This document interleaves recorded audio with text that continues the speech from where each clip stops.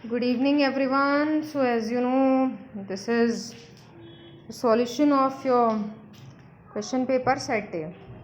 Set ए जो है आपका, उसका सॉल्यूशन यहाँ मैं एक्सप्लेन कर दे रही हूँ। ये आपका जो है वो इसमें आपके जितने भी क्वेश्चंस थे उन क्वेश्चंस में आपको आपका जो वेटेज था पेपर का, फिज़िक्स का, साइंस में वो बहुत कम था। 13 मार्क्स का पेपर है आपका, और उन 13 मार्क्स में आपके 1 से लेकर 3 तक के जो क्वेश्चन है, 3 वो 1 मार्क के हैं। बाकी एक क्वेश्चन आपका 2 मार्क का है, एक क्वेश्चन 3 मार्क्स का है, और एक क्वेश्चन जो है आपका वो 5 मार्क्स का है। तो शॉर्ट पेपर है। देखिए यहाँ पर सबसे पहले तो अदर नेम क्या होता है नॉन यूनिफॉर्म मोशन का।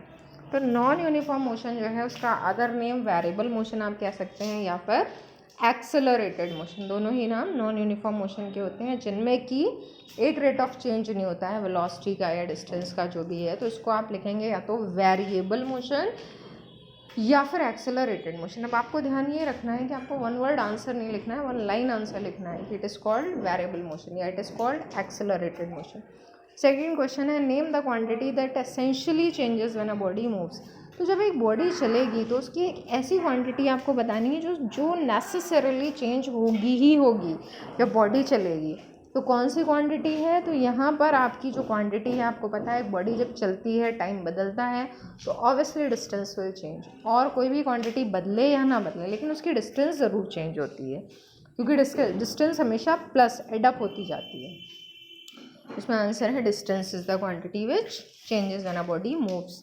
नेक्स्ट क्वेश्चन है what is the direction of velocity in a circular motion. तो सर्कुलर मोशन जो होता है ना, उसमें आपने देखा होगा कि वेलोसिटी की डायरेक्शन कभी भी सेम नहीं होती, वो लगातार चेंज होती रहती है। तो इसमें आप लिखेंगे velocity has no fix direction. ये भी लिख सकते हैं कि the direction of velocity is tangentially, ये टेंजेंट की डायरेक्शन होती है। Tangent is in the direction of tangent of the circle. ये जो सर्कल है उसको टेंजेंट की डायरेक्शन में होगी। फिर क्वेश्चन ये आपके 3 मार्क्स वाले जो है फिनिश हो जाते हैं। फिर आपका 2 मार्क्स का क्वेश्चन आता है draw VT graph. Velocity time graph आपको एक बनाना है, और वो ग्राफ जो है वो कैसा होना चाहिए जिसमें ये चीज़ें शो हो, यूनिफॉर्म रिटार्डेशन और नॉन यूनिफॉर्म एक्सेलरेशन। तो सबसे पहले आपका वीटी ग्राफ, इसमें यूनिफॉर्म रिटार्डेशन, जो वर्ड रिटार्डेशन होता है उसका मतलब क्या होता है? रिटार्डेशन मीनिंग होता है कि वेलोसिटी का टाइम के साथ में डिक्रीज होना। ओके, तो जब वेलोसिटी टाइम के साथ में डिक्रीज होगी तो ग्राफ नीचे की तरफ आता है। उसमें ग्राफ बनाने में अगर आप एरो भी लगा देते हैं तो that is the proper representation of the graph. तो ऐसे एरो बता रहा है कि वेलोसिटी नीचे जा रही है, इसका मतलब कम हो रही है, बट टाइम जो है वो क्या हो रहा है? इंक्रीज। तो ये आपका यूनिफॉर्म रिटार्डेशन का ग्राफ है। एक ग्राफ बना सकते हैं आप नॉन यूनिफॉर्म एक्सेलरेशन का। तो ये वेलोसिटी एक्सिस, ये time axis. Non uniform acceleration कैसे भी शो कर सकते हैं, मतलब उसमें वेलोसिटी में पर्टिकुलर कोई एक जैसा चेंज नहीं होगा, इसका मतलब स्ट्रेट लाइन नहीं होनी चाहिए। तो एक्सेलरेशन वर्ड आ रहा है, इसका मतलब वेलोसिटी इंक्रीज होगी, मतलब ग्राफ तो ऊपर जाएगा, लेकिन ऐसे भी जा सकता है, एरो लगा देंगे, इस डायरेक्शन में भी जा सकता है, ऐसे जिगजैग होके भी जा सकता है, कैसे भी जा सकता है। ठीक है, नॉन यूनिफॉर्म है। तो ये आपका नॉन यूनिफॉर्म एक्सेलरेशन था। अब आता है आपका 5th question, what do you understand by the term acceleration. Acceleration क्या होता है? तो आपको पता है एक्सेलरेशन फॉर्मूले से अगर लिखें तो rate of change of velocity बोलते हैं ना, तो आपको इसमें प्रॉपरली पूरा लिखना था। Rate of change of velocity is known as acceleration. फिर आपको लिखना था फॉर्मूला, और उसके बाद में आपको क्या करना था, ये बताना था कि एक्सेलरेशन कब पॉजिटिव है और कब नेगेटिव। तो when velocity increases with time then acceleration is positive, and when velocity decreases with time then it is negative.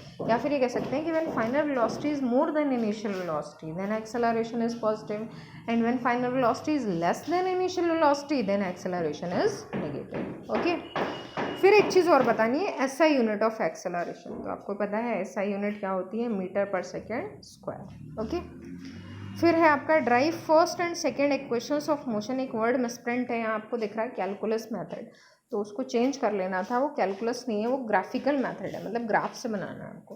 तो आपको याद होगा इक्वेशंस ऑफ मोशन के लिए ऐसे करके वीटी ग्राफ बनाना था। ये ऐसे होता था जिसमें आपको यहाँ यू लिखा मिलता था, यहाँ पर आप वी लिखते थे, ये टाइम है, उसके अलावा नंबर्स में अल्फ़ाबेट्स लिखे हैं ओ ए बी, और ये आपका नीचे सी आ रहा है, यहाँ पे डी आता है, यहाँ पर ई आता है।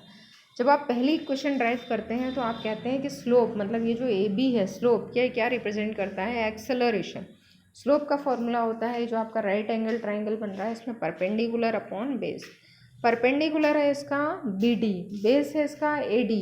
बी डी की वैल्यू अगर आप देखें तो यहाँ वी लिखा है, यहाँ यू लिखा है, तो v minus u upon base की वैल्यू देखें तो ए डी किसके इक्विवेलेंट है? ओ सी के, और यहाँ टी लिखा है, यहाँ ज़ीरो, टी माइनस ज़ीरो, यानी कि v minus u upon T.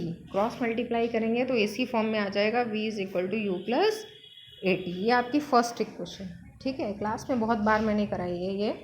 उसके बाद आती है आपकी सेकेंड इक्वेशन, सेम ग्राफ से करनी है। तो उसी ग्राफ में आपने देखा होगा, उसी ग्राफ में आप जब इसको ऐसे करके स्टार्ट करते हैं तो इसी ग्राफ में आपका जो है वो पूरा जो ग्राफ प्लॉट हो रहा है, उस ग्राफ के अंदर जितना भी एरिया है वो एरिया आपका शो करता है डिस्प्लेसमेंट। तो सेकेंड इक्वेशन में डिस्प्लेसमेंट ही आता है। एरिया दो है, एक ये नीचे रेक्टेंगल बन रहा है, ऊपर ट्राइंगल, तो area of rectangle plus area of triangle.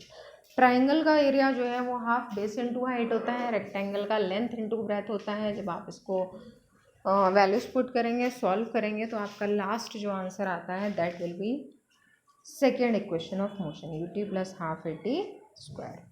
ठीक है, इसी तरह से थर्ड इक्वेशन में भी सेम फार्मूला लगाना था, लेकिन कुछ चेंजेस करने थे। उसके बाद जो उसका रिलेशन आता है that is 2as v square minus u square. तो आपकी नोटबुक में कई बार मैंने रिवाइज करा रखा है, तो check it properly.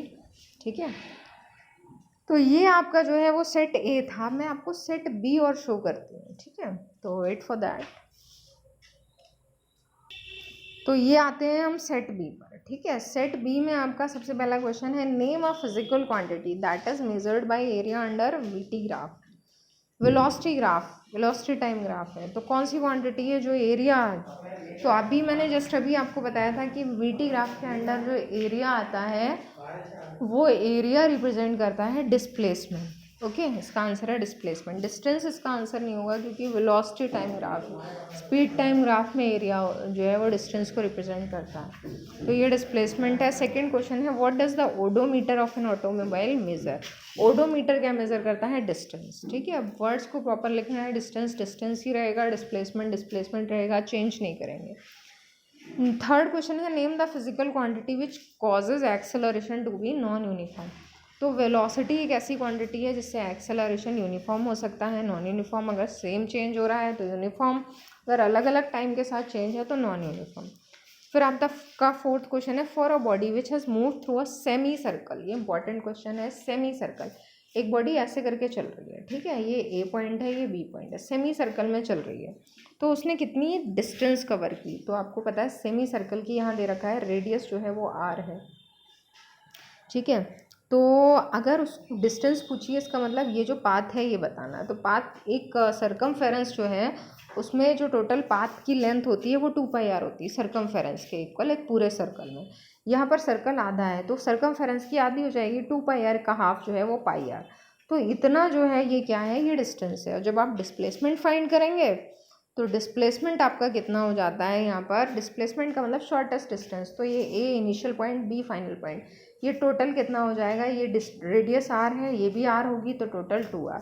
Displacement 2r होगा और डिस्टेंस πr। ठीक है, फिर आते हैं फिफ्थ क्वेश्चन पे। ये आपका न्यूमेरिकल है, कार स्टार्ट करती है मोशन रेस्ट से। तो आपको पता है रेस्ट में u0 होता है, picks up a velocity of 20 meter per second. तो फाइनल वेलोसिटी जो है वो 20 मीटर पर सेकेंड हो जाएगी। और क्या कैलकुलेट करना है? एक्सेलरेशन।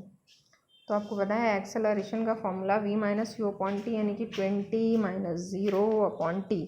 टाइम 10 सेकेंड दे रखा है, 20 अपॉन 10 का मतलब 2 मीटर पर सेकेंड स्क्वायर। ठीक है, और लास्ट में सेम क्वेश्चन है, drive first and second equations of motion by graphical method. यहाँ ग्राफिकली लिखा है, नो प्रॉब्लम, ये आप सेल्फ कर लेंगे। ठीक है, तो ये आपका जो है वो आज का दोनों पेपर का एक्सप्लेनेशन फिनिश हो गया। तो do these sets in your notebook. Thank you.